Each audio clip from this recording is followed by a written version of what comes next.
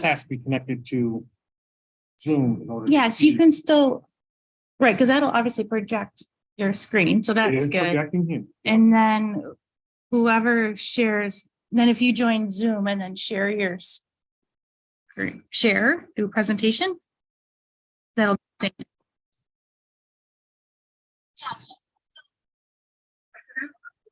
If you didn't hear me the first time, there we go. Okay, so we're. All right, so far.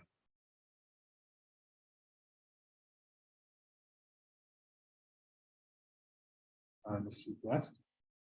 Yep, and then it's capital RMSC. That part. I get. Welcome. Yeah, I just did the guest one because I was just trying to.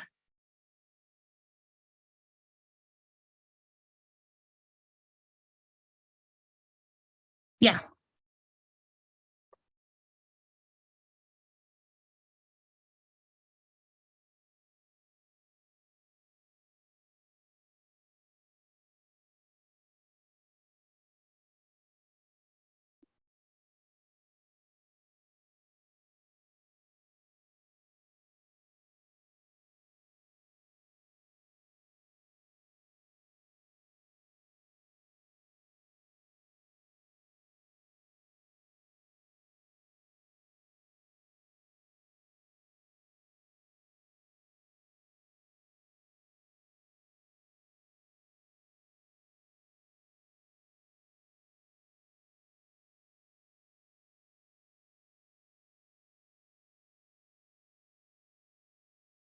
Yeah.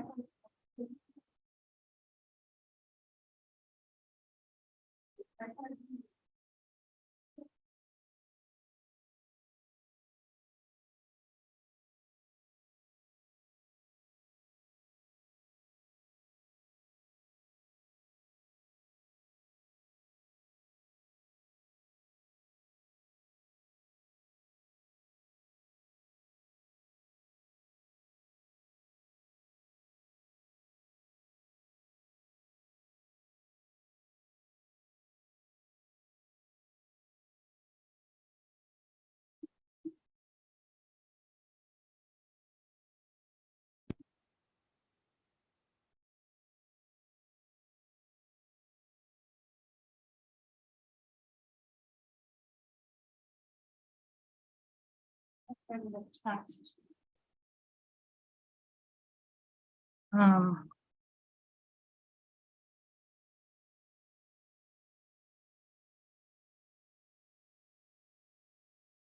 okay. So now I got to go back to here.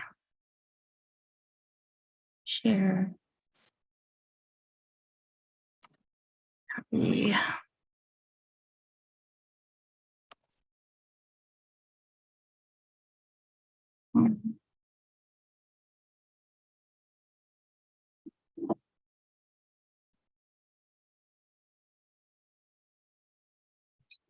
VIP. GC sequence.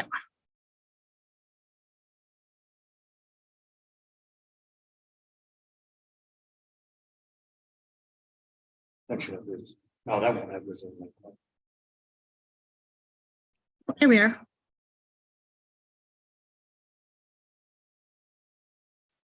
Okay, so just make sure. Yeah, right. So just make sure we're you're muted if you go to the PI. I'm wondering, So that's working right now. it's just such an odd, it makes sense to put the camera more like here. We're just trying to get the speakers. Well, do you, I guess it depends. Do you want the room or do you want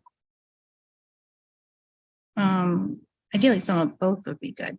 Here, let me go move it and you tell me. Well, Oh, wait, let me put Zoom on mute so that everyone's not being bothered with their.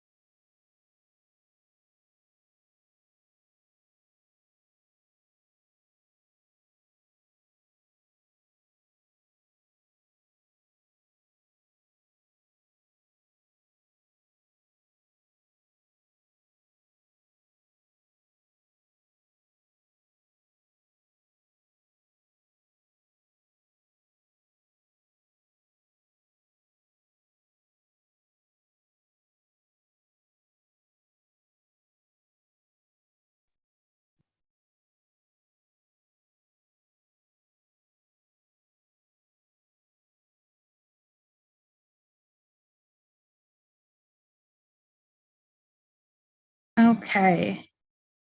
Oh, good morning. Good morning, Deb. Good morning. All right. Well, thank you. I'm glad you're there and you can help me test the audio. Sure. Anything you need. I can hear you. I just want to make sure other people in the room can hear. Okay. Yep. Sometimes my speakers go to the wrong place. So Absolutely. No problem.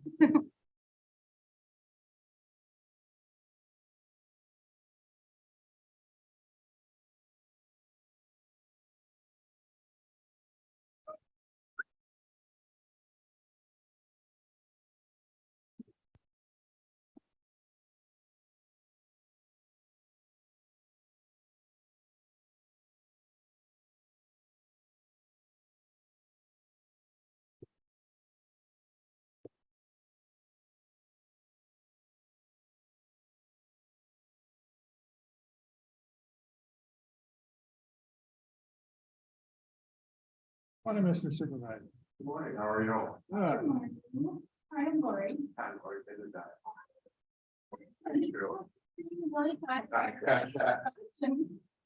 See you again. Nice to see you. It's been a while. Yeah.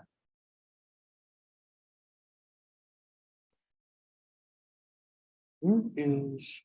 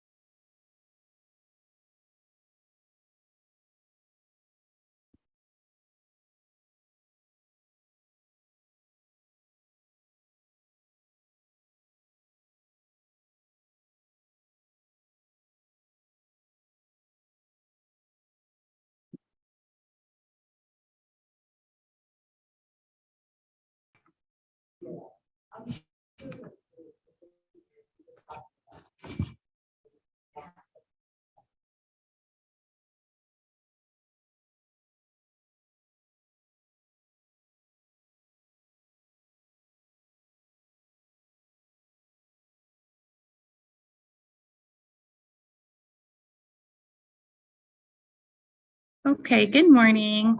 We're just going to test the audio. Deb, could you maybe say a few enlightening words to What? test my audio? Say that again. I didn't quite get what you were saying, Lori. No, that's okay. Can you just say a couple of things so I can test? Yes. You and Oh, make as long as you don't want me to sing, I'd be happy, just how's the sound on this now? Maybe a little Foo Fighters would be good. Oh my God, I can't sing the Foo Fighters. My son could have brought his guitar. Okay. One moment. Hey, Joe, can you hear her when she speaks? Say something else, Deb. Shall I try again? Oh, okay. Here we go. Trying again. Good morning. I'm about to say profound things. Not really. Okay. Okay, I think that's good. I'm gonna put you on hold because we're just going through the speaker on my computer, which I think is fine. You want to say something? Make sure everyone can hear Jim. Was that microphone on? Jim's muted though. Oh, you're muted. Yeah, is that microphone on? I don't want to have both microphones pick it up.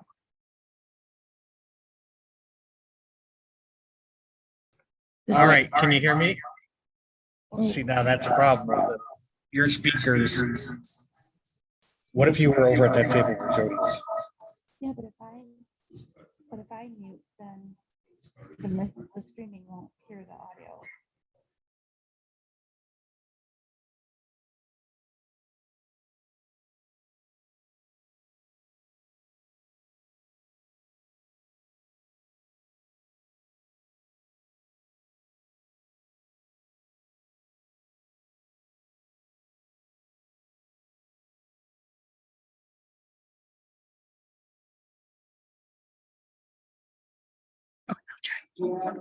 Deb, can you hear me through Lori's machine?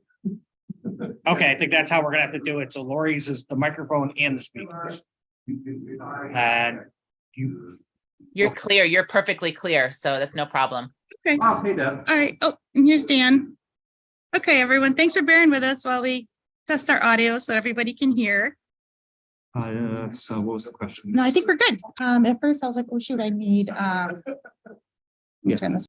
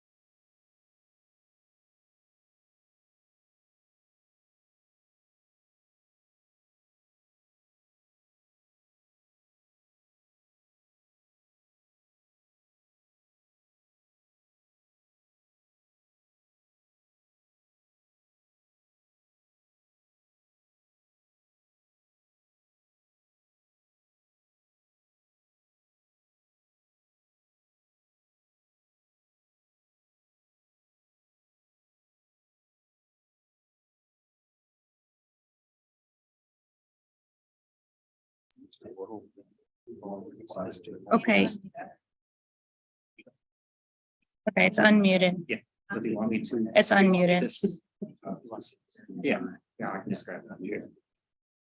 Yeah, I can move over here because I don't need to be behind the scenes. So what is broadcast from mine? The Zoom. I mean, what is? Oh. That, but can you change that so it doesn't have the speaker slides on the side? On the right to present, because that's presenting. I can sit wherever you want me to sit. Yeah, I'm just gonna be right here, Dan. I'm just gonna move over. How are we looking on this? Oh, yeah. I changed. Sorry, I wasn't running tech. We have that meeting with the mayor going on downstairs. Oh, I forgot about that. Yeah, So, so I was playing direct. okay. Because it's so early, people are going. Mm.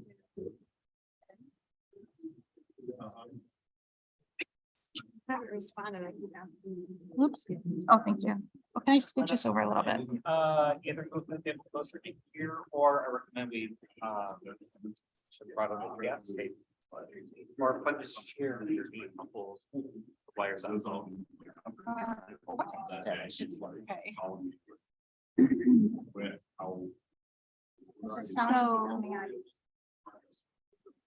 Okay.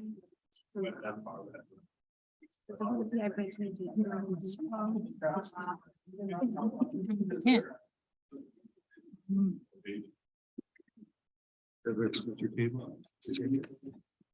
Thank you for coming. Oh, okay.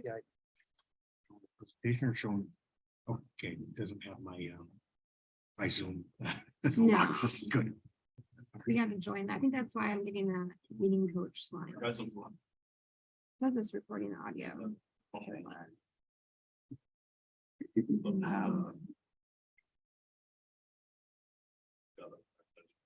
Can you,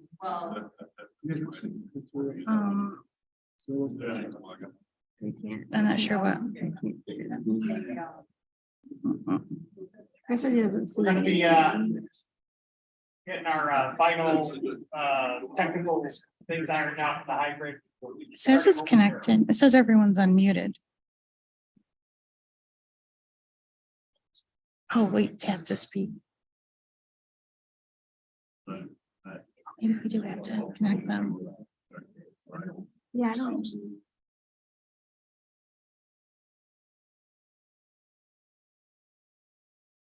Chris can't see anything. Absolutely. Okay. Good morning. Can anyone hear us? I can hear you.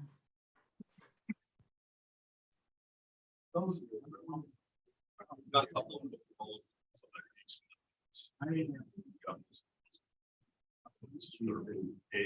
Wait a second. On in off. It says this meeting Zoom conference has been used previously for another meeting. Yeah, that's what it's thinking.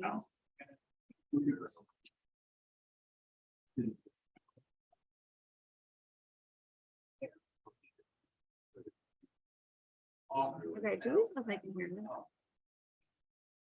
Okay. Julie's voice. Is she on Zoom though? No, she's on.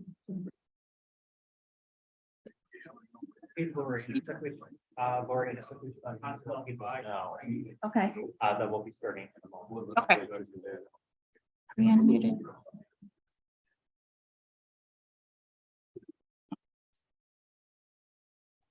Oops. So Bob said he can hear just what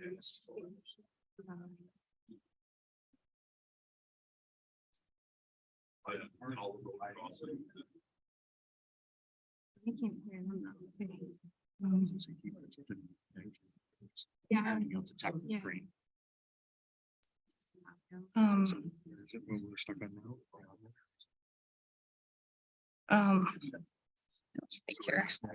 now. So they can hear us. Julie says that. That's good. Everyone Yeah. can hear? Yeah, everyone can hear. Okay, now Yeah, where's okay. my Zoom? Okay, there's our Mine's up Zoom. in the corner. Okay, oops, I don't have video. I wanna, Okay, so we're good. So they can hear us.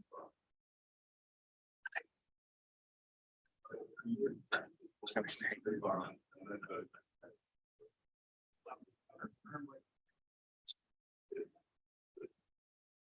Okay, we'll be starting in just a moment.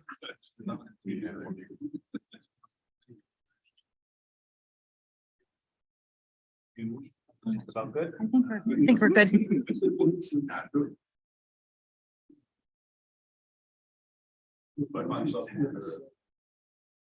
I think it wasn't. That's not.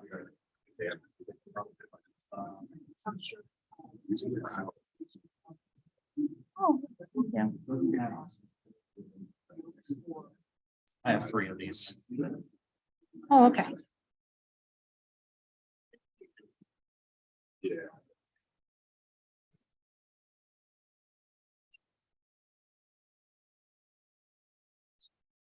Just waiting Um, for Jim. I think we're just waiting for Jim. Oh, we're good.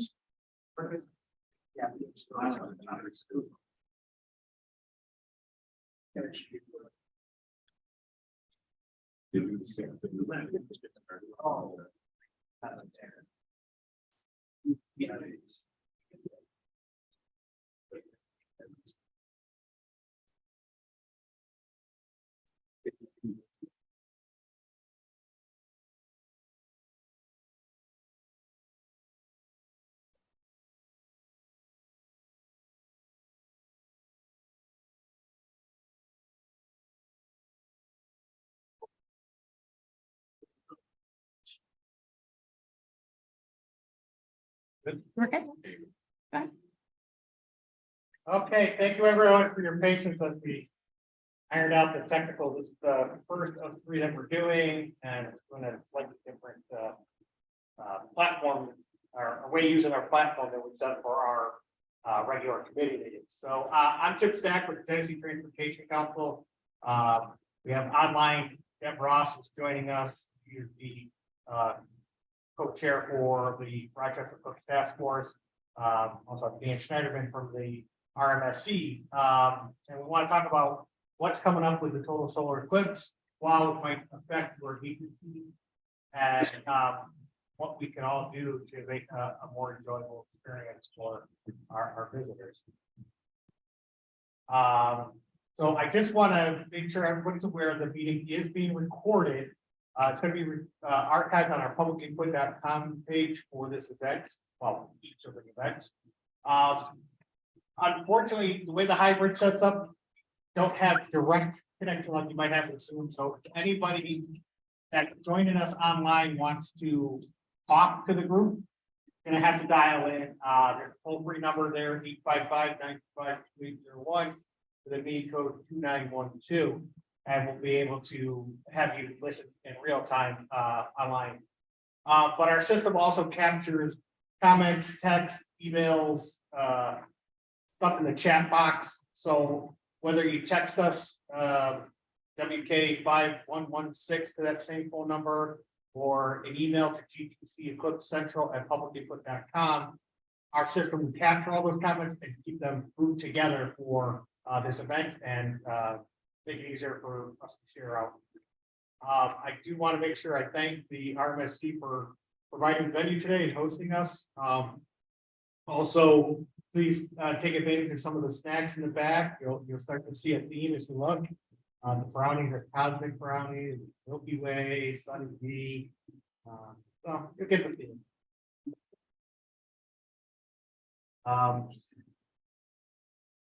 Deb, did you want to talk about a welcome for the task force and what the task force is about? Sure, absolutely. Everybody can hear me. Yeah, that sounds good. Yes. Okay. All right, great. So, so hi, everybody. Thank you so much for being here. I'm Deb Ross. I am the chair of the Rochester Eclipse Task Force. The last Great American Total Solar Eclipse, as you all know, because you've all signed on to this effort, was in 2017. And I went into 2017 a complete Eclipse skeptic.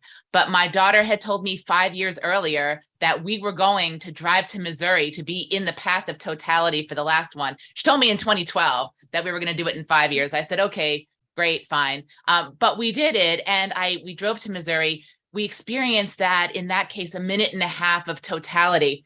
And I kind of came out of it transformed and on fire, because of course I knew that it was going to happen in 2024 here, but I just didn't know how profound an experience it was to be in totality. And so I knew in theory what it was going to be like for our community. I knew that we were going to be able to really thrive because of all the people coming here, that we had such an opportunity, but I didn't realize just what an opportunity it was. So I came back and pretty much on August 22nd of 2017, started working to spread the word about what was happening. And, you know, one of the things, of course, that I saw after having this experience was what the transportation issues were all over the country in the last path. And so I thought, you know, we should do what we can to get out ahead of this. And we were just incredibly blessed to have the Genesee Transportation Council here, because once we started working on this effort and started working with other communities, we realized that one of the difficulties in the other communities were in fact getting the folks in transportation and emergency services and government on board ahead of time to plan. And so having two people that we immediately connected with already thinking about this and getting prepared for it really just sort of shot us ahead in our ability to manage this well. So that was just an incredible pleasure to encounter that. The other thing that we have is a tourism bureau, the Visit Rochester, who is incredibly engaged and understanding of what these opportunities are and agreeing to sort of mobilize in advance. So in early 2019, we brought in one of the managers of one of the communities that managed the Eclipse brilliantly last time, Janet Ivy from Nashville. And what this, she actually even, she gave us 2 days of seminars about best practices that they had learned from Nashville. And she Skyped in folks, like folks from the Tennessee Transportation Authority, folks to really just sort of paint that picture of what this was going to be like, mistakes that they made that they wouldn't do again. And so, I mean, but pretty much Jim and Lori have been learning from all of them, and they've become national community leaders, having done this for several years.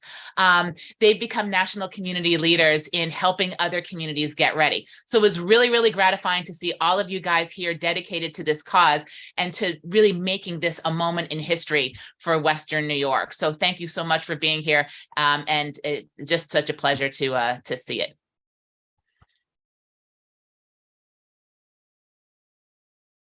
So just to Thank give you you. a sense of how we see the task force role, and I just want to say the task force is a bunch of people that are doing their jobs anyways and realize this is going to have an effect and want to chip in. Deb, we're up to something like close to 400, right? That's right. I think it was like 390 at last count of people who are involved and, you know, just sort of engaged in our community. And when I tell that to other communities, they're sort of like, 380, you know, we've got 12. But just to say, when Nashville managed this, they started 15 months out. I mean, we started 5-7 years out. So we've got this. So but we want to raise the awareness as broadly as possible, because this is something that affects all of us. And what's Dave the line that everyone under the sun? Everyone under the sun is a stakeholder. But you know, it's not possible for any single organization to take on this entire effort, and we all have our regular jobs. This is something that's being layered in. But all of the agencies in this room, online, and even more, have roles that best position them to respond to different things. And we're not looking to take over anybody's role. We all have our own job. So the only way we can make this a success is to work together. And I think some of the numbers will surprise you, but we want to make the best possible experience for the visitors. But at the same time, the residents that are here need to have a positive experience, but also, you know, go about their daily lives. So we're trying to find that balance. one of the things we want to do is get some introductions, get a sense of who's involved. Before we introduce the people in the room, I'm hoping that the folks online on the PI page can put into the chat box who you are and what agency you're from, and when we get through the room, then we'll have our staff read that off. I'd like to start with who we have in the room. Please tell us who you are, where you're from, and maybe how much awareness you have about the Eclipse. Supervisor Dunning, we'll start with you. There you go. Superintendent David Dunning, supervisor on Skyline. And I came to because I have very little knowledge. Kurt Plaza, Director of Public Works, Highway Superintendent, with Tom Gates. I just know that it's gonna be a cool experience. To see how we all do. Yeah. And Warbeck, New York State DOT Regional Traffic Engineer. I have some knowledge, we've been engaged in this, but I'm here to gather some more information. John Kaminsky, also New York State DOT signal operations. First time hearing about this. Joe Loesch, just New York State DOT, fairly rare. Brian Darrow from our Parks Department. Derek Smith, County Parks Department, Special Events Coordinator, in the drive somewhere. So your department's gonna be busy. We have, I think we still have a few. Well, I'll hit the staff after, because I should have done that before. I am for the.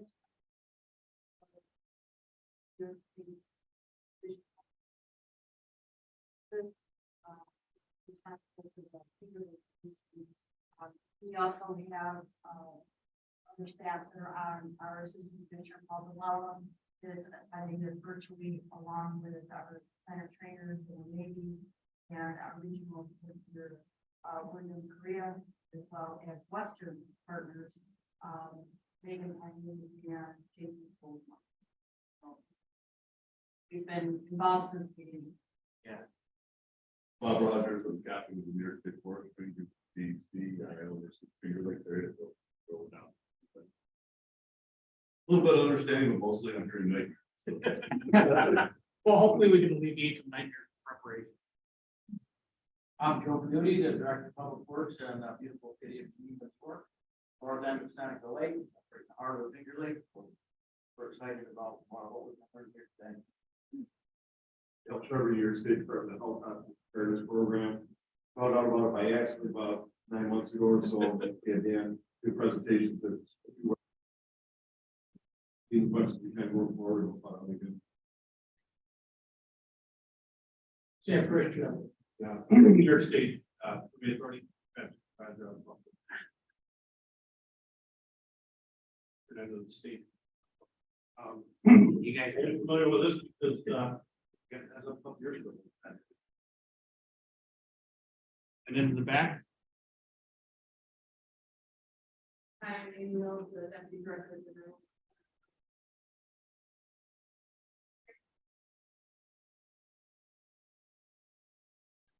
Tom Olson, operations manager, and Windsor. I'm super excited. and I neglected to mention several staff from GTCR here giving some support, helping out. Joe Bavenzi is over there. He deals with our traffic and we call it intelligent transportation system, or traffic management system operations. So he works with Matt Orbeck and other folks at DOT and our county DOT, the traffic operations center, trying to make some things happen. Eileen Yates is in the back. She's the glue that keeps everything together for us and make sure that everything's getting paid. Lori Marr is our communications specialist and backbone. And I want to give a special shout out to Jody Binnix because she came to me in 2018 after going to the Transportation Research Board meeting in Washington, DC, largest transportation conference in the world. And it was, they have concurrent sessions and she was looking at the sessions, nothing really caught her eye. And there was something about lessons learned from the 2017 Eclipse, and she wandered into that and realized it's going to come through Rochester in 2024. And she came back to me and said, Jim, this is going to be a big deal. And when we learned about it, the more we realize, yes, it's a big deal. Yes, there's gonna be challenges, but it's also great opportunities, but it was Jody that brought it to my. So it's her fault. What do we have online, or who do we have online? So we do have some people joining us. Not everyone's introduced themselves, but we have David Riley from the city of Rochester, Julie Boise from RTS, Daniel Hocock from the town of Gates, Molly Downey from Livingston County Tourism, and Shelley O'Brien from the town of Pittsburgh. I'm sorry if I mispronounced anybody's name. That's it so far. We do have quite a few people joining us, but those are the brave souls that introduced them. Mhm. And also we have a couple people from the National Weather Service in Buffalo, Judy Levin and Mike Fries, and also Tim Alamosi from New York State DOT Region 6 Emergency Manager down in Hornell. All right, so as you can see, we have a pretty good cross section, but every sector is impacted by this, and we wanted to get particularly the public operations, safety folks in the room to understand and start making those connections. So great cross section of the room. We're having 2 more of these sessions. One's going to be in Canandaigua, Hopewell, which is over the line, and one's in Batavia. They're coming up. We tried to split it up so people didn't have to travel too far to come in person. Dan, you want to talk about what RMSC has got going? So we've been busy. We've been working alongside everyone since 2018, 2019. Our planetarium director was the one who probably started talking about it the earliest, as far as I can tell, back in 2012. So we've been helping coordinate a lot of the task force and stakeholders. We're doing a lot of the public outreach and getting the word out. The thing that kind of haunts me at night is we have 1.1 million people in the greater Rochester region. And our goal is to help make sure every single one of them is at least aware of the eclipse. We have a lot of this internal population. We've been working, we run the Rochester Eclipse website, rochestereclipse2024.org. We've been coordinating a lot of the art. We are ordering 500,000 classes should everything go well in the next 2 weeks. Fingers crossed. As part of our website, we're trying to help collect and all the information on where a lot of events will be taking place. We've been dealing with education, for which we'll talk about in a few, but April 8, 2024 is a Monday, and fingers crossed we either get schools closed or half day, and we'll get into that later. Even worse, which I don't think I've told some of the team members, which is they're trying to do testing that day. Yeah. Can you guys scooch together? Oh, Sorry. well, So you're in the yeah, video? so we're in the camera. Yeah, thank you. So we're a little bit all over the place, helping the word out, talking a bit about the science, but really it's that public outreach. I know we're going to be starting an ambassador program next year. We're going to be at as many festivals, and we've been helping out our friends in Buffalo and Syracuse and the Adirondacks. Now making sure people, the other regions talk to the right other regions, and a lot of that's in collaboration with Jim. There's a lot of us introducing each other to different folks. Yeah, and Deb talked about the involvement of our task force. RMSC has been a leader, and I think that was instrumental in about 5 weeks ago. Right in this room, we had the American Astronomical Society Eclipse planning workshop. Yeah, Yeah. so Dan and the team here, they pitched basically to be the host city for that event, and we had people from all across America and even some international folks come to Rochester, and I think many left with a great impression of Rochester and the enthusiasm people have here. So, but to what Deb was talking about, the stuff we're doing, we're ahead of most communities. We'll have to compete with some of the bigger cities, but certainly we have enough people here to kind of keep engaged, and we don't have to work hard to compete against people to the west of us because we're going to have enough on our hands. So very, very basics of total solar eclipses and how they work. I keep the science super basic. It's basically when the moon passes in front of the sun, it creates a giant shadow on the earth. The eclipse isn't just at 3 minutes and 38 seconds. It's also, from first contact at 2:07 p.m. to final contact, which is when the moon passes away from the sun at 4:33. But totality, this is the big moment. So that at 3:20 p.m. for 3 minutes and 38 seconds, give or take a second, depending on where you're standing. So that's like if you're standing right here at the museum. If you go out to SUNY Brockport, you gain like an extra 4 to 6 seconds as they are directly on the line. I think we have a map. We do. We have a map. So for that, 3 minutes and 38 seconds, the sun will be completely blocked out. You'll actually be able to take off solar eclipse glasses during that time and actually be able to look up. It's quite the experience. The temperature is down by 10 degrees. Oh, sorry. Oh, I'm keep going. projecting for the. No, you're doing great. No, you're doing great. Jim, could you project I'm sure your screen on Zoom, Oh, please? No, Oh. the one that's projecting on the, Oh, I'm sorry, the one that's projecting on I the, don't think we're sharing the screen. but Dan, you're doing great. So during a total solar eclipse, the temperature will go down by about 10 degrees. Everything will become super still, almost eerily still. Animals will think that it's nighttime. Back in 2017, you actually started to hear crickets. You saw birds go back to nests. You saw cows go back to the barn. I've heard accounts of deer acting a little unusual, so that's something to be on the lookout for, especially knowing the greater Rochester area and how many deer we have here. It is a very odd feeling, and I know Deb has talked a lot about this with her personal experience. Unfortunately, I didn't get to experience totality. I was here in Rochester during that last eclipse. You're good. I You're can good. continue talking No, about. you're good. Jim, that's good. That's good. But it was.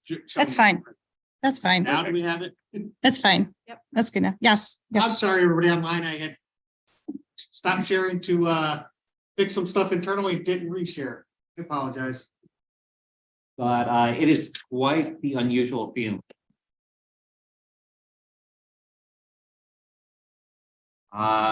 To give you an idea of the scale of time, so the last time we had totality here in Rochester was 1925, January of 1925. And the one thing I'm going to bring up with this group that I don't always bring up is Pont de Rennes. Back in 1925, about 2,000 people were on it, and it started to crack. We actually have photos in our RMSC archives, and if you were to go into the DNC archives, you can even find stories about it back in 1925. So I really hope we don't repeat history. David Riley, did you hear that? The last eclipse, as a lot of people know, was the last total solar eclipse was in 2017. And, we're a little less than 500 days till April 8, 2024. The next total solar eclipse in the United States is 2045. Next one here in New York State, 2079. Next one here in Rochester, 2144.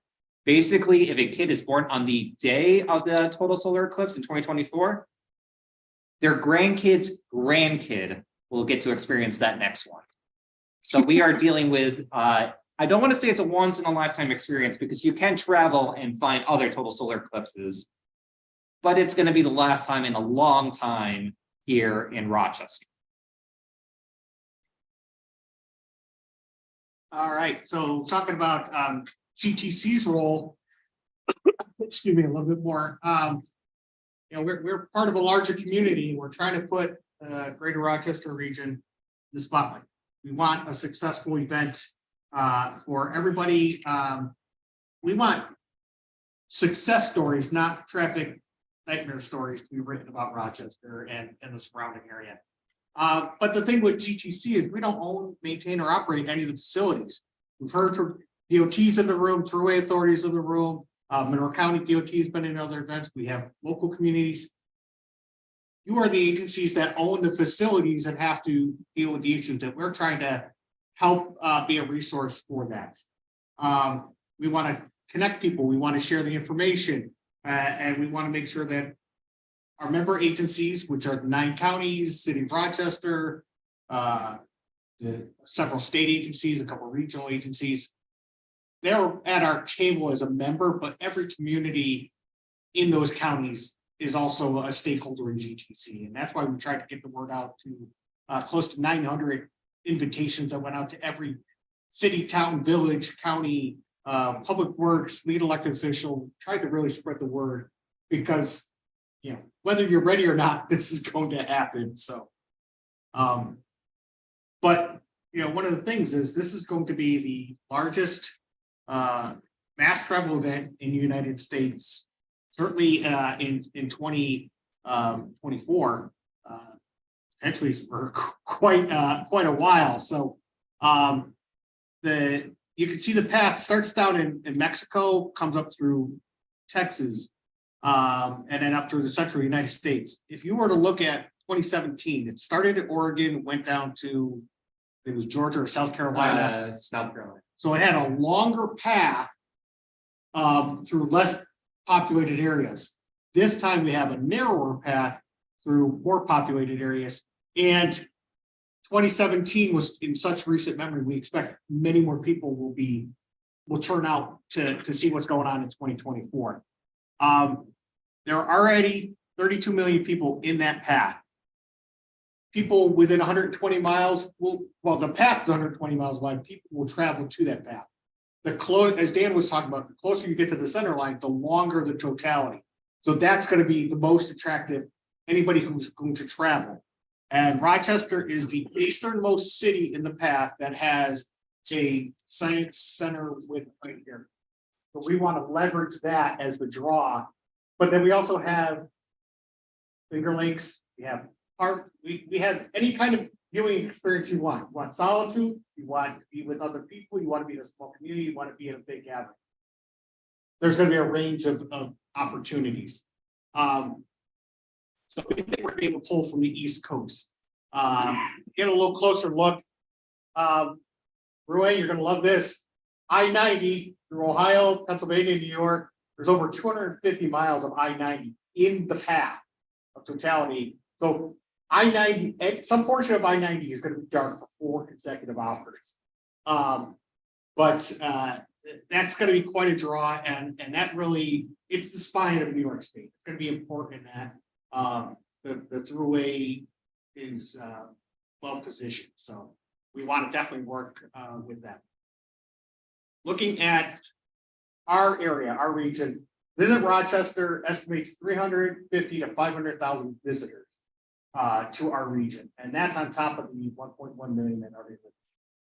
When you add in Western New York, what the state Homeland Security is planning for 1 million visitors to basically west of Syracuse. So a lot's going on, a lot of potential visitors, and we want them to have a good experience. When you consider 400 miles, that's a day trip. That's not horrible. Places that are not in the path that are within 400 miles: Boston, Springfield, Mass, Hartford, Connecticut, and those surrounding areas, easy trip. Get a little further. Start going in Albany, New York City, Philadelphia, Baltimore, DC. These are places, some of them will have, Albany will have some darkness, but they won't have totality. New York City will not have totality. And as we learned a few weeks ago, it's kind of like you can't be partially pregnant. If you're in totality or you're not in totality. So the idea of like, well, it's kind of a misnomer. You might have 90% lost, but it's not totality. So we have the opportunity to draw, and we have folks like I Love New York and the Visitor and Tourism Bureau are going to be marketing to those mid-Atlantic states and those metro areas, try to draw people to Western New York. So hopefully we'll fill up our hotels, we'll fill up our formal lodging. I don't know if we collect taxes from Airbnb or not, but the opportunity to draw people in and stimulate our economy is a great opportunity. Some of what we heard after 2017, rural interstates had traffic that would just for up to 13 hours after the eclipse. Southern Tier would be considered a rural interstate, some portions of the thruway, but by and large in metro area, we would call it a rural interstate. The vast majority of people used a motor vehicle to get to the path, and they're going to use that same vehicle to get out. So when you looked at the the maps in 2017 and the Google Maps when the interstates, almost every interstate leading away from a path of totality had red on the Google Maps that tells you the traffic condition for hours. And even off the expressways on the state routes, the 2-lane roads, those are all congested too because people try to find some other way around, or Google Maps or Waze or different things. Hey, take this road, take this road. Now suddenly it's kind of like, you know, the truckers that didn't listen to the state and tried to drive through the snowstorm a couple weeks ago, and well, they got off the highway, now they're on the surface. Well, they get the same snow. So, you know, I don't think we'll have to worry about that, you know, snow in April, but we will have to worry about more vehicles than usual going down through your communities. Crowds, the traffic, we're expecting large crowds. As I said, 350 to 500,000 visitors. And we expect them primarily from the east and the south. And because it's happening on a Monday, folks will probably trickle in over the weekend. Friday, Saturday, Sunday, people will be coming in. It should be manageable on the way in. And if people you know, aren't trying to get here, like they're not leaving their place till noon, they're going to be stuck in traffic. So they're not going to get where they're going anyways. Monday. One of the things on top of that is the week before might be spring break week for schools. So Easter is 8 days before the eclipse. So if schools decide to do the week after Easter, well, that's a little bit longer of a trickle, which hopefully helps us, but that could also cause more issues or has potential. So, and then if we can learn from 2017, in the 2 hours after the event, that's when most people tried to leave. And particularly in the first 15 minutes, it's like this big, great buildup. Now it's down to people. It's kind of like the people that leave a few minutes early, you know, in the 8th inning instead of waiting for the 9th inning, or, you know, leave at the end of the 3rd quarter of a football game. They try to beat the traffic. Well, you're not going to try to beat the traffic because then you're going to miss everything. But immediately after. So what we're trying to do is work with communities to help create opportunities, desirable things to get people to stay. Come for the event, stay around. And, you know, some people are not going to have that option, especially if they had the week off before and they kept their kids out of school an extra day on Monday. They're driving back to New York City or Philadelphia to get their kids in school on Tuesday. They have to go. But anybody we can keep around on Monday to Tuesday will lessen the burden traffic getting out. And that's going to be the biggest issue. Traffic and how it impacts and quite honestly, every road, expressways, state routes, probably some rural routes, county highways, and they're all going to be jam-packed to the east, to the south, probably a limited extent to the west because Buffalo, Cleveland are in the path. But nobody can go north, so we're going to be a little challenged there. Transportation Research Board that I mentioned earlier, the conference Jody was, they put out a publication, TR News, and these are some of the quotes that came out of this article. And this is a resource we have for folks, and it's sort of like a lessons learned from 2017, an easy read but an eye-opening read. And we do have a few copies in the room. And we have the resource, a link to the PDF online that will give you a sense of what did people experience. But now we have to think about that traffic and everybody coming here. Where do people park? Should we think about closing any particular roads? And we'll talk a little bit about why you might do that. Do we want to create some type of reserved space for emergency vehicles, say near a hospital? Do we want to pre-plan some signal patterns that, this is more so in the city of Rochester and Monroe County, really. The signal systems are coordinated through the Traffic Operations Center. Maybe there's an opportunity, okay, if this were to happen, we'd prefer to have the lights like this, and we can pre-program and use it if needed for an emergency situation. We want to pre-deploy resources like tow trucks or things that can respond. But if you think about, like, all right, having a tow truck waiting on the side of the road, well, somebody's got a contract with that towing company, pay them to sit there and wait for an incident. But like we see just from regular traffic, when there's a crash, the ripple effect, We want to be able to clear incidents quickly. But at the same time, there are going to be people that still have their day jobs, that still have to get where they're going. The buses still need to run on time. Routine travel still needs to be accommodated. So we need to try to plan for that. Dan could talk about venues. So- There. We are starting to track a number of the larger scale venues across the greater Rochester region. The one that I like pointing out that's going to be a headache for all of us is what's going on physically right here. So here at the RMSC, we're planning on a 4-day festival and we're expecting 8,000 to 10,000 people per day. The day of the eclipse, we are assuming that we know that the MAG, just on the street, is going, the Memorial Art Gallery is most likely going to have a viewing event. And then right across, a little further out on just across Main Street, Public Market, they're also going to be doing another large scale event. And that's another 5,000 to 8,000 people. So as you go down Goodman, that's about maybe 30,000 people, possibly. And I mean, just that scale. And I know other museums are planning things across the city. There's most likely going to be large viewing. And, you know, we're still hoping that we spread a lot of that out across as many jurisdictions as possible. I know the town of Parrington is going to use their community center, but I know the roads around there. It's going to get backed up. So we're trying to map all of this together. We're doing. Yeah, we have a slide on that. Yeah, we're working on that. So just the idea, you know, this just one brief example of few facilities within proximity, but you know, when they talk about the festival here, they want to close any of the side streets. They want to, I mean, I don't think we can close East Avenue, but Park Avenue might be a consideration, or just maybe some side streets in between.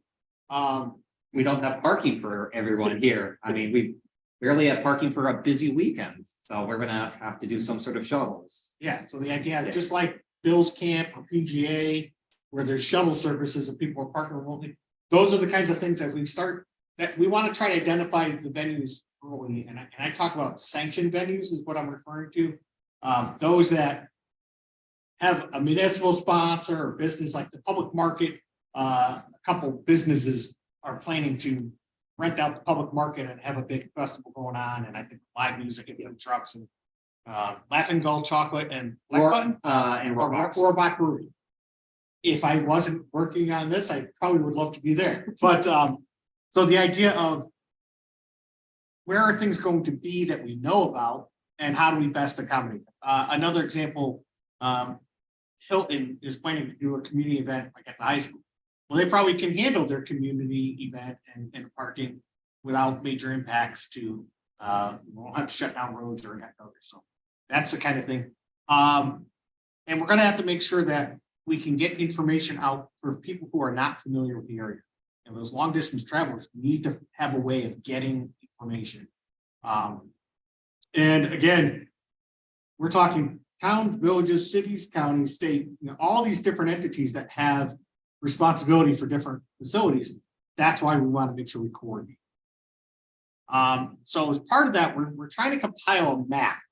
And as I refer to, you know, sanctioned sponsored events, we want to be able to plot them on a map. And we have right now the purple telescope. So RMSC, Public Market, and Frontier Field. We're pretty sure there's going to be something happening at Frontier Field. Well, where are the parking garages and where's the train station, the bus station, the airport, or the hospitals? And we're going to try to plot these different things. So, and by using a Google map, anybody that comes from out of town could just pull up the Google map and they can say, "Oh, I'm here," and give me directions. We want to have key transportation facilities listed, key community facilities, the venues, as much information we can. Parking, we want to try to be able to say, like, this is a privately owned lot, this is a publicly owned lot, here's the capacity. If we create formal shuttle spots, we want to do, and being a Google map, it's just completely scalable.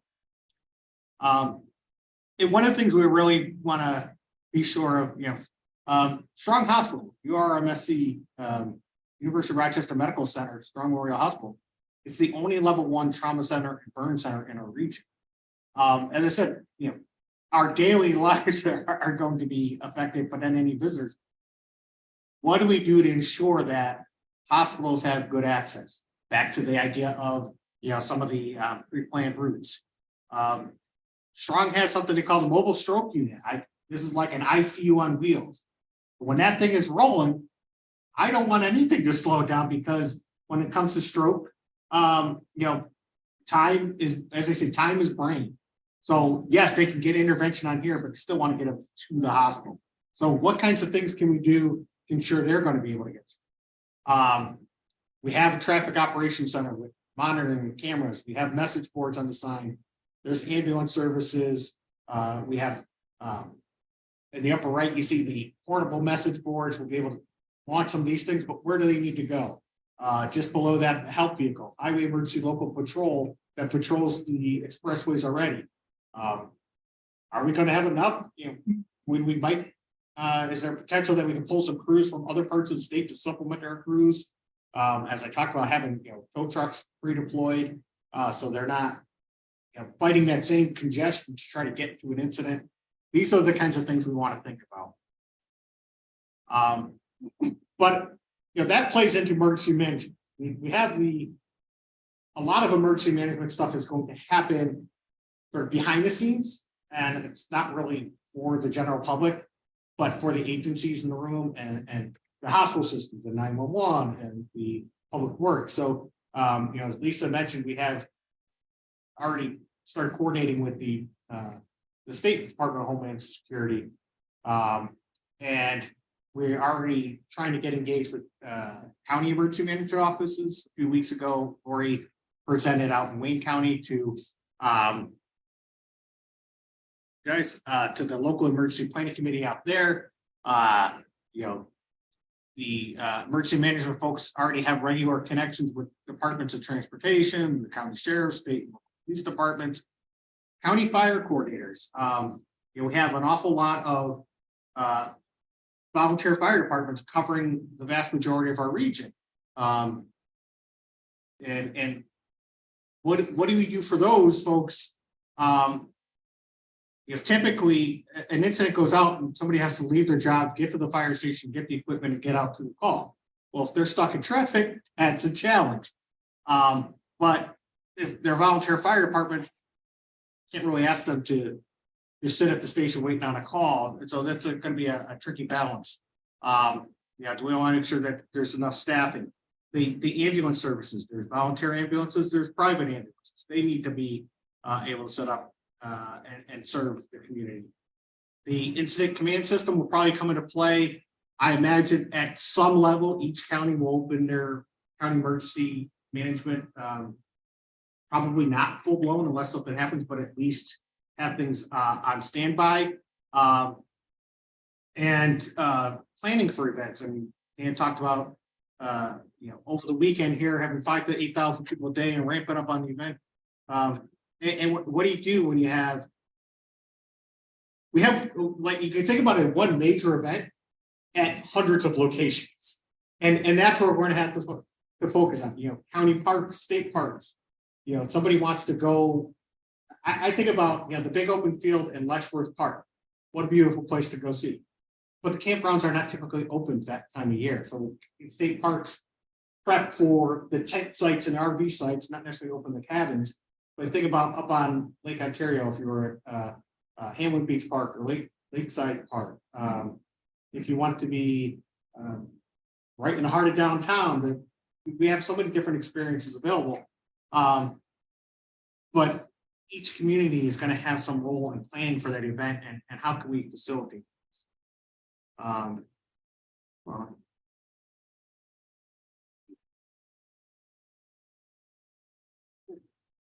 There we go. Oh, thanks. So one of the things that's going to come in handy is New York State mass gathering planning guide. This is something that the State Homeland Security and Emergency Services Office has available on their website, but I would encourage any community that's doing stuff, work with your emergency management coordinators. The planning guide has checklists that will really help with pre-event planning. then, operational considerations. And then afterward, typically in emergency management, there's going to be a debrief and like, oh, what worked well, what didn't work well, after action reviews. But I think, some of the key is going to be how do we talk to the different stakeholders? You mentioned, with the hospitals, and you're hearing about this. And you want to talk about some of the things that 2017, some of the hospitals did to try to ease the crunch. Back in 2017, well, one of the issues we haven't talked about yet, and I forget if it's on a slide coming up, is cell towers. Think of 4th of July, or think of when you're at a Bills game.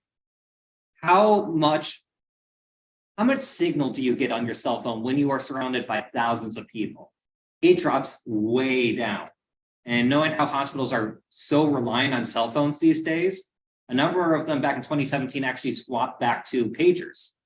They were also worried about, shift change because people might not be able to physically get there.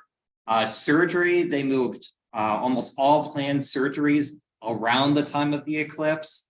They made it, they provided classes and got as many people inside the hospital to view the event, including, I believe they wheeled a number of people outside on their beds, which is a sight to see. But I mean, these are all big considerations. And even, I don't think we're gonna have that much of this issue. Parks, please tell me if I'm wrong.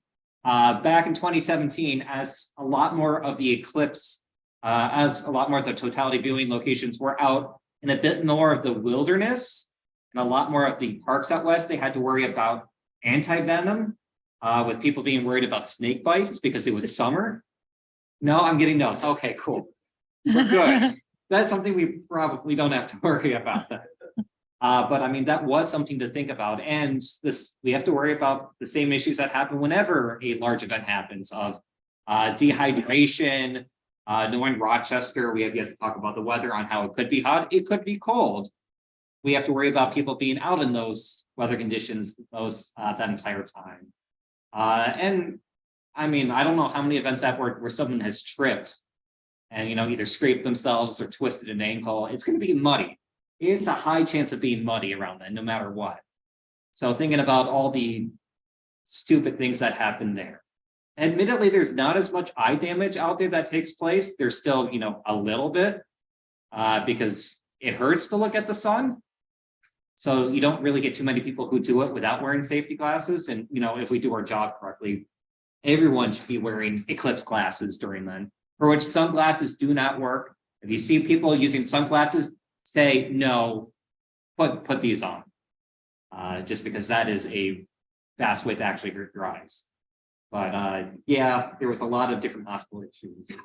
Yeah, so the venues in the parks that maybe you think about back in 2017 when it was in August, very different weather conditions, and there were places out west where they thought, all right, so people are going to be driving and say they're coming to Wyoming and they want to just experience it in the wilderness, and they pull over on the side of the road on the shoulder with a hot muffler over tall, dry grass.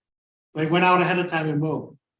We're not going to have that challenge in April, but if people drive out to a dirt area thinking they can park there, that's a challenge. Somebody gets stuck in a field or stuck on grass. And some of the venues, particularly say, a farmer looks at an opportunity to, watch for money, $5 to get in. Well, are they going to get stuck on the muddy spots, grassy areas in parks, maybe want viewing areas, but you got to rope off areas. Things to think about that we have time to think about, but you just it's one of those things where like, oh yeah, got to think about that. So, but again, as I said, please make sure you're reaching out to your respective emergency management folks. They will be able to assist.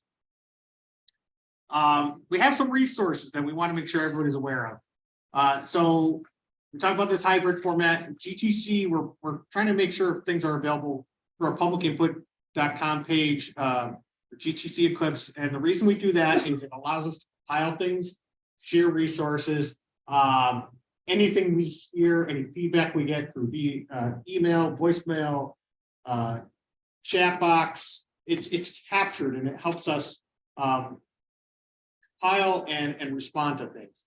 But at the same time, as Dan said, the more public facing Rochester Eclipse 2024.org is being hosted by the RMSC. For which we'll have that public Google map on so that people can search and find their nearest event or events throughout the weekend. I know a lot of restaurants are planning on doing special meals. A lot of other places are going to do whatever special event they can come up with. So we're going to host that all on that site. Plus, if you're looking for any map, we have all the maps. We have links to maps. We have we'll have links to where you can get classes. Hopefully, we'll have an online way for us to get classes to you. We're working on adding all of that. So that's And, you know, seeing as we're trying to do collaboration and coordination, one of the things that's going to come in really in this Eclipse Web dashboard. And this is something that Deb Ross and her team built, and actually it's available to several cities, but this is intended to be a closed system for like the public agencies and the coordinator. This is not the public facing site. So you'll have to get registered with the site, get a login, and if you just express an interest or tell Dan or me or Deb, we can get you activated. But it's each sector has its own, you know, section. There's the transportation and government, there's education, there's tourism, but within that, connections to other people in that sector, what events, resources, we have something and we'll use the phrase here in a few minutes, but the idea of somebody oughta, you know, it's like, I thought of this, I don't know who's responsible for it, but I don't want to lose the idea. You throw it in there and try to figure out, but it's intended to be a resource to public agencies, to event sponsors, again, closed system, not for the general public. So the exchange of ideas could be a little more open. We don't have to worry about, oh wait, did you say something wrong? And then the other resources that we're trying to make sure are available through our the GTC page and the dashboard is various resources, lessons learned from other areas, after action reports, anything we get that we can learn from before. In some cases, we have access to what are planning activities happening elsewhere for the 2024 event. I had an opportunity to join with some folks from Ohio 2 weeks ago, last week. We're all running together. We had their emergency management folks and state DOT folks. They, based on the session we had here, and they had speakers come that made connections in Ohio that said, hey, you want to listen in on our call. So the emergency management community is sharing information. And again, we don't see us in competition with them because there's going to be plenty for everybody. It's going to be overwhelming for everybody. So I'm not trying to say, hey, skip Columbus or Cleveland to come to Rochester, but I might be able to learn some stuff from the planners in Ohio. the nice thing about the Eclipse community is that we are all open and we're not trying to reinvent the wheel. We're all just collaborating together. I mean, both Jim and myself sit on the AAS National Eclipse Community Task Force, and we're in different subcommittees, and thankfully all these resources are just being shared around. So, and thankfully we have 2017. Yeah. We are not reinventing everything. So now's the time of the meeting that we say, hey, we just threw a whole lot at you. This, your head's probably swimming, but looking for initial reactions, thoughts, questions. Anything in the chat? Discussion, anything that comes through the chat, and we want to take some time to let for folks to ask us, you know, stuff and how could we be a resource to you. Any initial reactions? Did somebody like surprised by anything they learned today, coming in with little knowledge and hopefully leaving with a little bit more? Or if you need a break and want to go grab a snack or coffee and, you know, make this kind of informal. All right. Go ahead. Okay, over here. Your comment about welfare out west, actually April through March. Okay. Our grass created March 8th.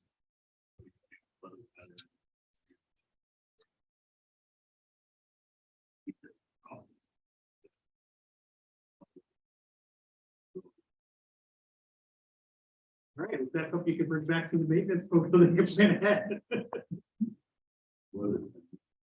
No, but just the idea, even just knowing that, hey, this is, might get a surge of people, so. Yeah.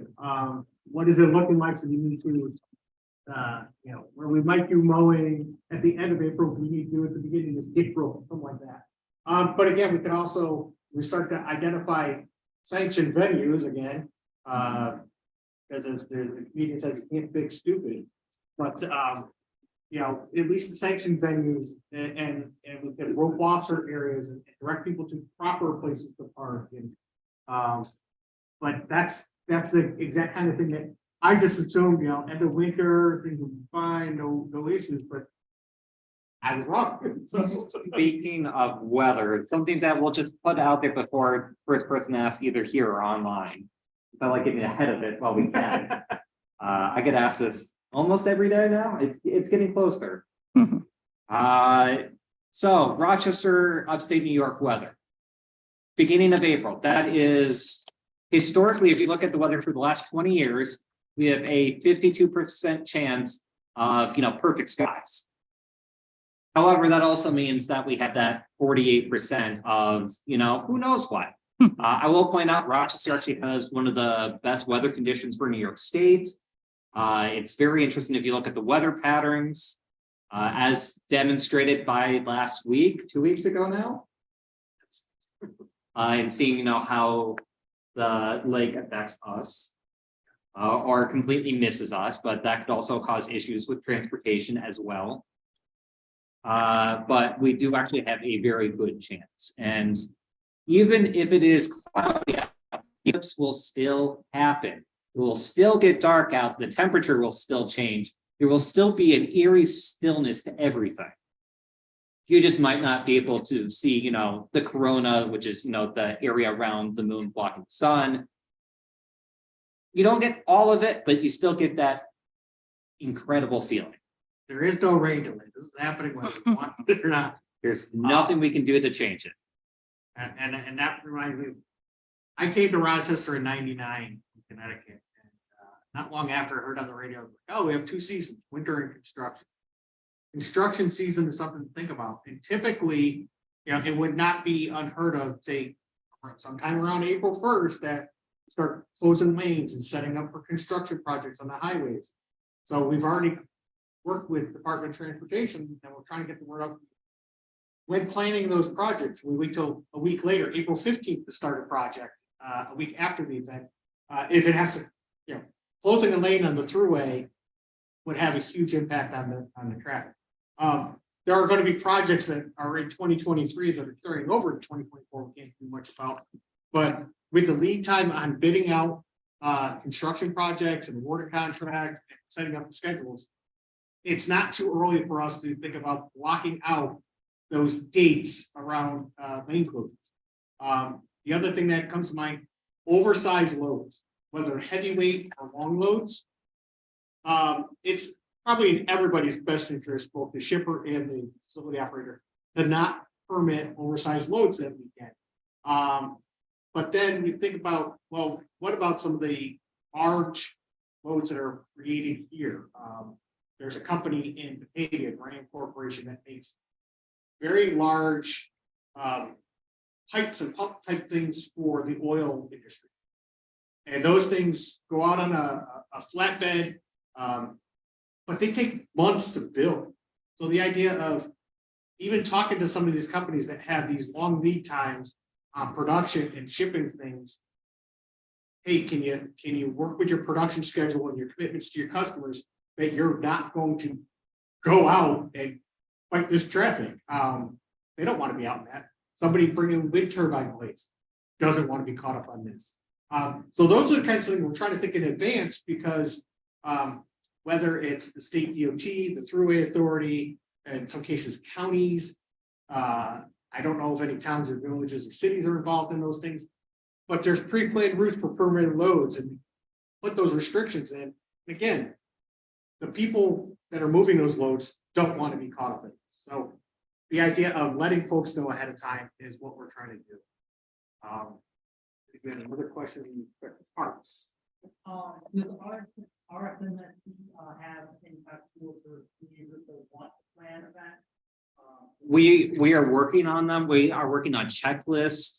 On our website, I'm literally implementing this right now is, you know, a way for you to add your own events.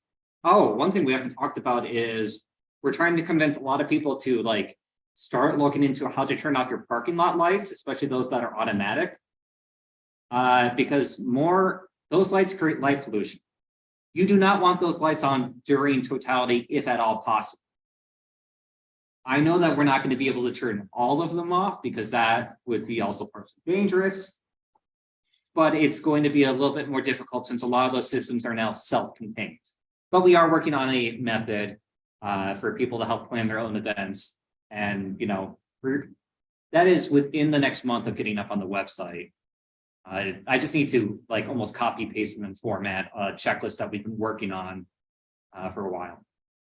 And one of the things that we want to work with groups like parks and communities, the idea of creating opportunities for residents that don't have the ability to travel far. You know, you have young people in our communities, we have older people. We want to create opportunities for people to experience this event. Through the national planning group, the American Astronomical Society, there's a phrase that's come up, no child left inside. The idea of creating safe places for kids to go. Now, in some communities, that's probably not going to be a problem. In other communities, you know, they're quite honestly, their own neighborhood might not be safe if their parents are at work and they're at home with the doors locked because that's the rules in their house. Well, you know, hopefully the city will be able to do stuff with their art centers or Monroe County parks, city parks, but creating family-friendly opportunities. But then I think of, you know, senior centers for opportunities for older people who can come experience the event with friends. Those are the kinds of things we also want to think about. People who live here who can't get far. How do we best, how do we create the best experience for them as well? That's good, Matt. Thoughts, Jim. First of all, great presentation. Thank you. And I wrote a bunch of notes down here to address a lot of concerns from the state transportation department with that. But as you mentioned, we have no control over when people arrive and when they leave. We can encourage them to stay longer or come earlier, but everybody decides to leave at the same time. We have no control over that. But I think we do have some control over two things at the time. One is, I agree, it's imperative that the schools that at least close after a half day. Putting buses on the road at 3 o'clock at night. I can't guarantee when the kids will get home. But on top of that, I think we need to get a lot of, maybe it's a problem, fine, but just things on my brain. We should also encourage schools to cancel all activities in the evening now. Yeah. Sporting events, play, dance. And we should also have some PR that gets out to all the local organizations. Hey, you have a dance studio, you have a mathnasium, whatever, you know, any of those things. Maybe close for that night. We can't guarantee your clients are going to get there. The only man happens with you and I if they can't get there safe. The more people we can encourage to stay off the roads, and whether it be at a park or whatever, my point is those daily trips that maybe don't need to happen that day, the more we can encourage those people to stay home, the better chance we have a success of getting people out of here and that problem with it. That is why we've been talking to New York State Department of Education heavily these days, and we've been chipping away at them for a year. It's been trying to get a hold of the right person. I think we finally might have convinced the right people. It's an uphill battle. I keep on mentioning the transportation issue, and hopefully that will help put the lean on them. Because every time I tell them, this is how many people are going to be on the roads, that's when it finally clicks for them and says, oh, yeah, we got to think about that. And the other thing I go along with that is daycare. Like, Yes. I didn't daycare. A lot of daycares close at 6 o'clock. You might just have staff on longer than that. And I can't guarantee that mom and dad can get there, whoever picks it up by 6 o'clock. I can't promise them. Promises are out the door that day, right? Yeah. So Yeah, the 20-minute anywhere in Rochester is not exactly. not happening that day. But related to that, so with the schools, I know there have been conversations and I think it was a presentation to Monroe County superintendent. The school board The association. School Board Association. There's been a meeting with, Wade Norwood is the, state board, the regent from the State Board of Regents from our region. He's been involved, and the idea of, as Dan said, it's sort of kind of, wait, this is gonna be a big thing, so State Board of Regents is considering we do something, but at the same time, we have to be cognizant of, do you do something statewide? And then what about, unfortunately, all across the state, there are many kids that, they rely on school for breakfast and lunch. That's the bulk of their nutrition for the day. What do we do for them? So the idea of, I think there's been conversations of like, make it a superintendent's day, so it's not active instruction, but there's still stuff going on at the school that can engage kids. I'm hoping they turn it into sort of a science education and still a safe place that kids are used to going to and experience with their friends. But that's going to bring its own issues. But certainly, I don't want any kids on the school bus at 3 o'clock in the afternoon, stuck in traffic, missing this whole event that will not come back again for 20 years. One of the stories that we've heard from Tyler Nordgren, who designed our artwork, and he's out of Ithaca, is back in 1978, 79, during the last solar eclipse in the US. He was a kid and he was scared and was inside during totality. No, he wasn't scared. Scare was thrust upon him by his parents. He was You little. can't go out there, you're gonna like. Yeah, he was little. And we actually saw a lot of that back in 2017 down in the South when they actually did have schools open. And that really frustrates us, to say the least. And, It's certainly something that we need to work towards, not anything we're certainly gonna solve today. Joe, I just wanted to add, particularly to with that there is a statewide interagency. yes. And they just had their first meeting a week and a half ago. Yeah. It was right before Thanksgiving. yeah, so this has gotten the attention of the governor's office and this interagency task force is going to be involved. So, despite us starting way back when, it really needs to get closer to feel more real to people. So, the attention is really ramping up in the last month. And we have less than 18 months to go. So, Well, I have a And how many bad feeling days? what January 2nd is going to look like in my email. January 2nd, 23 or 24? 23. Yeah. Oh, it's I gotta have automatic responses by 24. Any other questions, concerns, comments, reactions? One other quick thing I forgot to mention, New York State DOT, like you mentioned, we do have a note in all of our projects right now going out, moving forward about no lane restrictions or detours during, I think it's the Thursday or Wednesday before till the Friday, every executive date. We do have that. I encourage you just to look at that for their projects.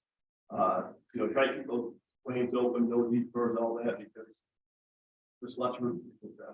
That's Yeah, and Great we to hear know that. there are places that there are construction projects that will still be ongoing. We can't necessarily do that, when a bridge needs to be replaced and it takes time to do it, it might not all get done in 2023. It might go over. But those things we can try to anticipate and we know where those closures are. We can plot that on the map as well to try to get people to avoid. I don't know if we have a way to tell Google like not to route anybody that way, but at least we can try to get the information out. If we're aware of road closures in the 511 New York, Mhm. 511 New York, Yeah. yes, we did in Google ways, so they do pick those closures up. Yeah, and unfortunately, I thought about them too late to invite them to this. I'm gonna try to get 511 New York to sit in either on the Canandaigua or the Batavia one. But it was one of those things last week, as we were scrambling to get everything together for here. And getting the word out locally, it slipped my mind and we do have a relationship with the folks there, so we want to get them in the mix. Certainly they're going to be key for communicating the issues for travelers anticipating coming to the state, and then but during the real-time incidents during the event. But yeah, your point about letting go ahead of time, any closures, And if we can find those out, I think the feed for state projects going into that with lane closures and bridge closures is probably a little more automated, but if local projects are happening, we could feed that information up too on local roads. It's just a matter of getting that information. But that's a great point, Matt. There's definitely, if you know anyone who should be involved, please get them involved, get them introduced. I mean, we definitely don't know everyone who needs to be involved in the conversation. The unknown unknown scares us.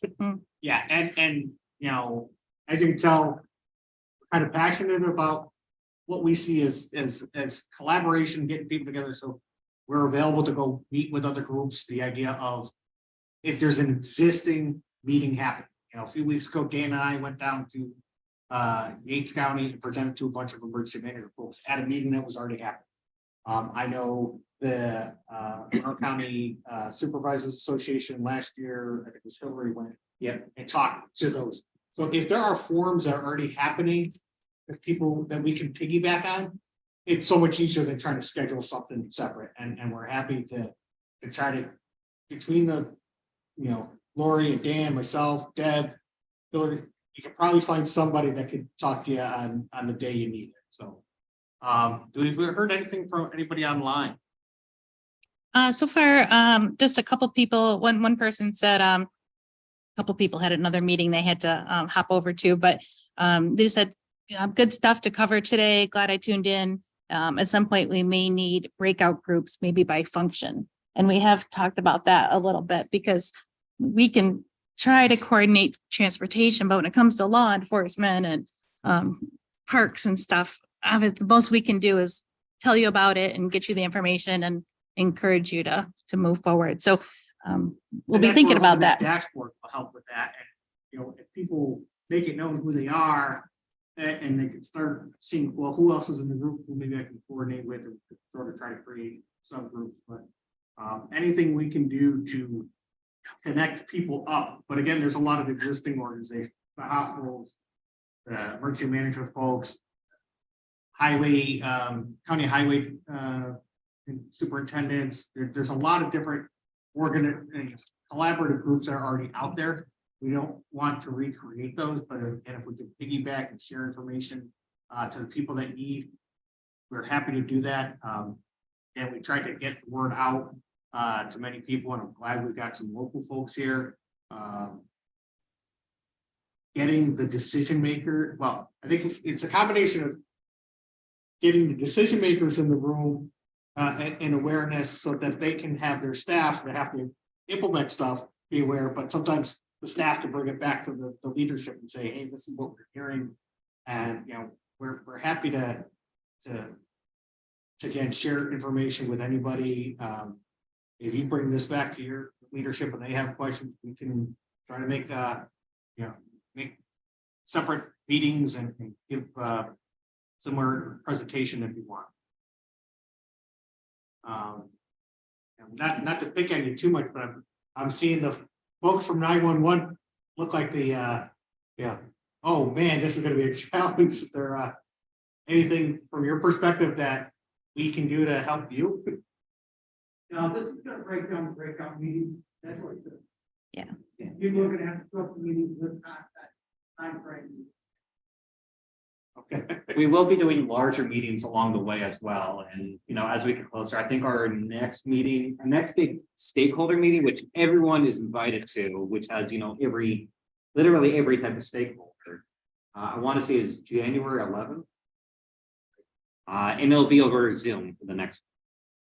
And I'll just add that one of the neat things that those of us in public service, we don't usually get the benefit of knowing what tourism and private businesses and scientists are necessarily doing. You know, if there's a snowstorm or something, well, we just kind of handle that, we as a transportation industry. But, you know, this time we really have the luxury of knowing all the great things that the tourism department's doing.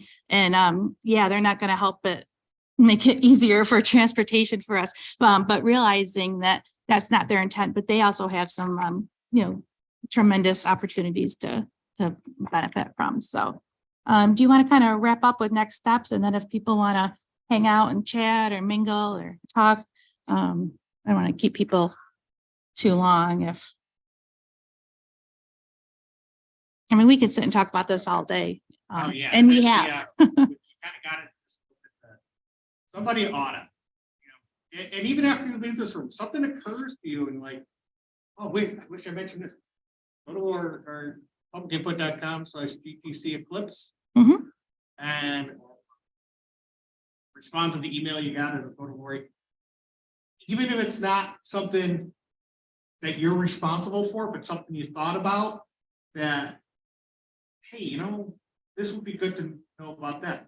Send it in and we can redirect it to those we think might be most appropriate. Because none of us has a monopoly on ideas. Right. You can be driving back to your office or driving back where and you're going to see something like, oh, that might be an issue with the Eclipse. Bring it to the attention. We're going to be challenged with getting the word out. There's one thing preparing ahead of time, and we have other slides to talk about what do we do during the day of. That wasn't necessarily appropriate for this broad group, but for the emergency responders, we have things. There are tools and techniques that are already out there. It's just a matter of us knowing that we want to deploy them. There are message boards. You can tell people that I'm hoping the throughway, for certainly the day of event, it's going to get dark at 3:30. Don't stop on the throughway. Right. How do we put that on the message board? Like, Eclipse is coming. Be prepared.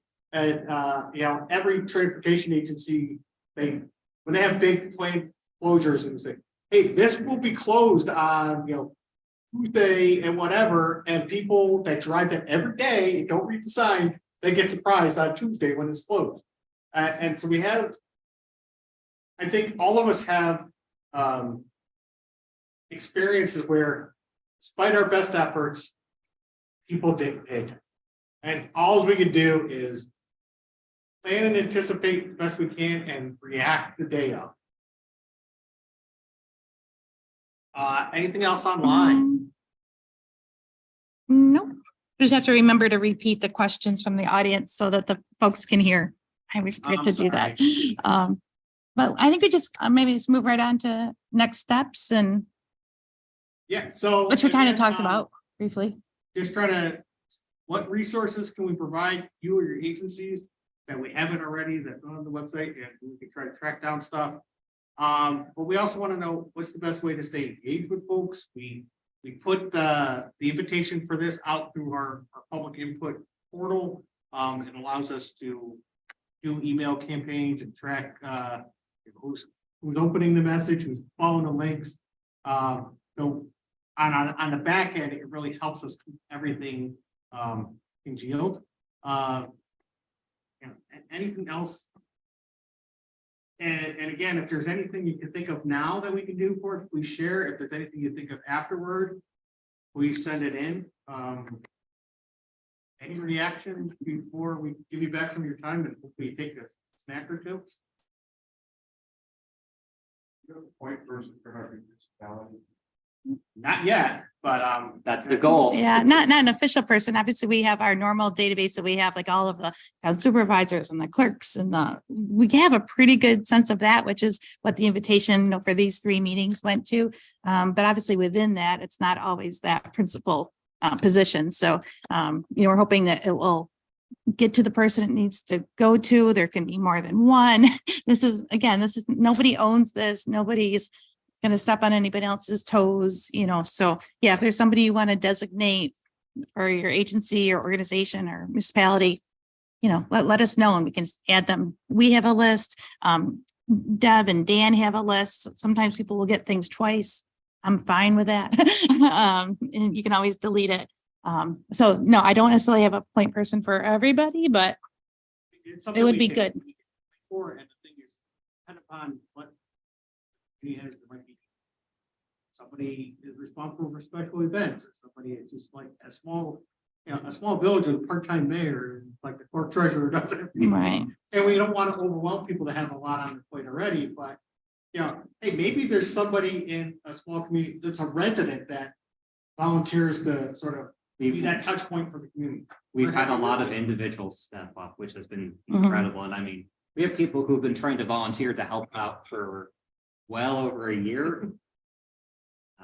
Everyone wants to get involved one way or another, just because it is such a special event and a once in a life opportunity to help organize. But I think, you know, Supervisor Dunn, one of the things that we can try to do is get like a campaign out to each chief elected official and say, this is happening. We'd love to be able to ease communication with your community. Is there somebody you would want to designate as the point of contact? I know we do have the mayor involved and the county involved. Mhm. So county executive fellow, Mayor Evans. Yes, but I know town supervisors, we have a couple of them, but not everyone. I believe Deb has done a presentation, but we probably should do that again come January. She did the council of governments She did the, and yeah, one of the supervisors, something, so she. but we gotta do more of these. Yep. Yeah. Talk to them, and that was kind of easy because they're on our board. The Monroe County Supervisors Association. But the idea of maybe out in the other counties, there's, you know, a board of legislature, board of supervisors has a committee that should be done, or their staff. Special events with the park, you know, those are the kinds of people that are need to have the information. We're happy to involve them. Awesome. Anything else? If anyone has any questions, I mean, you can get a hold of any of us. And we'll be here for a few minutes. Yeah. Oh, yeah. Again. Please grab a moon pie. Ha ha ha, come on. And You can't think free that's not to- fantastic. Come on. feel free to explore the museum. I think we might have a school trip wandering around, but we have the new exhibit. that Oh, deals the with water. Wonders of water, Yes, yes, for which, you know, we also have to start thinking about Erie Canal. That's entirely, yes. that's a whole nother meeting. The canal people were on our list because I ran into Todd Lippa the other day. And so I gave him a nice update. So One of the challenges. Awesome. With the canal is that time you, before they, when the canal is drained, when they can get their maintenance done, so. Yeah. But you think about, well, Fairport is so focused on the canal and having events there. Are people gonna go, I guess any communities or parks that have, where boating happens. People will go out on the water if it looks like a decent day, but they're not gonna remember that the water's 45 degrees if they fall in, that's a problem. Yeah, so those are the kinds of things in April, thankfully not many boaters out there, but I worry about the inexperienced boater going out there and getting caught in chop. You know, making it challenging for those, you know, the county sheriffs on the Finger Lakes or, you know, Coast Guard up, or North County Sheriff, any of the Lake Ontario coastal folks, so. But that's not surface transportation, so it's, again, somebody ought to. Yeah, think about those boaters. That list of people that we need to involve just gets longer and longer and longer. While we may have like, what is it? 300 organizations, 400 individuals involved currently, that number will most likely hit 1,000. And first one, then the other, most likely. By the time we hit April 8th. Well, thank you everyone for coming. Thank you for joining us online. We're gonna be available for one-on-one if you want. I don't know, Lori, is there any key messages we missed? no, just thanks for your interest and you know, take this back to your groups and kind of raise it as you can. Because it's gonna happen, whether we want it to or not, and we might as well be prepared and ready. Thanks all.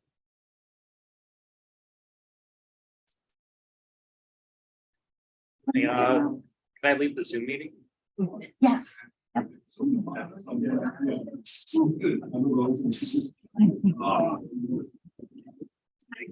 meeting, but it didn't say attendance. Oh, yeah, I can sit down. It's the mind word. Last thing.